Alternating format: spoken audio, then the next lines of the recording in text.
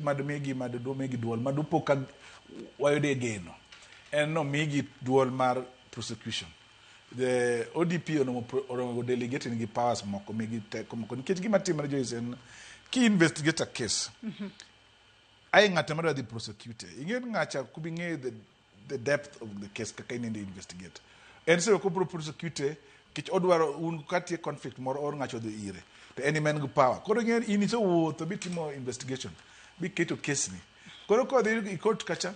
to oyoduoko ni files moko se ko ng'ama prosecuting en ng'ate koro in prosecution be dwaro ne I understand case ni matut to se moko be dhi to pod ng'ano mi case to poko yudo kor case ni makare koro kodhi court to yot mondo case ni se ko pod piny nikech koro ma duol teko ni komiyo gi gibed maber mar ariyo gi monego migi Joyce en onego medgi pesa mar recruiting staff ai gibed gi investigators moromo ai court bed gazetted anti-corruption court onego bed gazetted mang'eny nearly every county onego bed kod anti-corruption court nikech okido nisego kada komaki Siaya to gik mege mibadhi itero mana Kisumu ido ka onge magistrate ma obedo gazetted manyalo handle wach mibadhi koro gigi bende seche moko rocho wach mibadhi koro ji duto ong'e mibadhi en way of life to kirango kaka mibadhi oso rocho ratiro mag ido kanyo report mono tim ga African Union nowacho no joma rowere mibadhi rocho ngimagi moloyo gimoro amora nikech ido ka in ng'ama miyo madwa dhi kata kidhi uso gimko chiro to ng'ato goyo suru mang'eny makare so kido in gi nyithindo mondo kony koro ngima ma nyathindi rochre joma nyithindo mondo dhi school kuonde mang'eny ok dhi school nikech mibadhi omiyo jopuonj kawo pesa moko makare koro mani mibadhi rocho mibadhi miyo ng'ama miyo se ko toyo stol kodhi konyre nikech ng'ama dwa no thiedhi cha dwaro ne chule gimoro ka gino onge to ibiro luso ngimani koro mibadhi ni gik mang'eny mibadhi miyo kata ng'ato yudo kata kipenjo ng'ato kata ng'ama siko riembo ndiga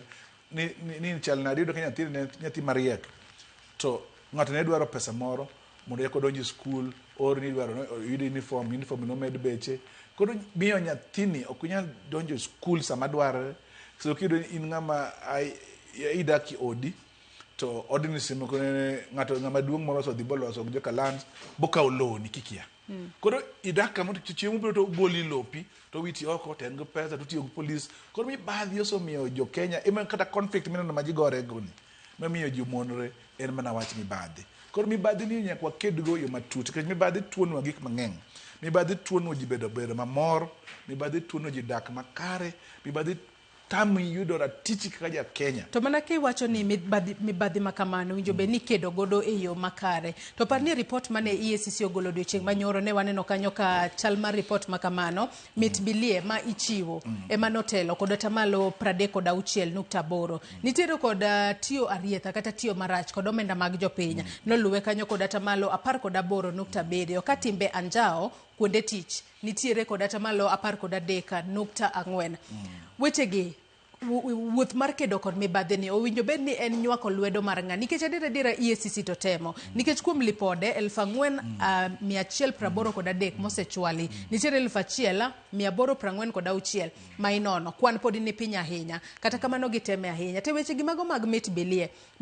kata winjo bed ni waseyo gwang' to waseyo gweno kaluwore ni mit bilie ng'ato achiel kende moko nitiere ng'ama gole to nitiere ng'ama kawe kanyo winjo bed ni wakedo godo yo machalo nade Joyce, in ng'ama kawe kondiki as jatij piny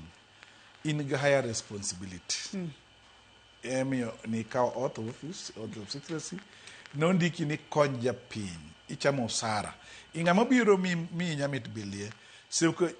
jatuone ni mesa dwaro operation to iwacho ni mondo idhi mbele gi thieth nyaka igol gima kod orango ngima ng'acha se okogol nyamit bilie no hero ogolo kitchen situation ma ng'ama entie en ni kinda kuri ga sumbi koro iwacho ne kokigolo pesani to anadhi rusa ora we ng'ano kunde moko yudo ka ami example a case moro na follow ma police odhi bogoyo mama moro bomae ogoye tutere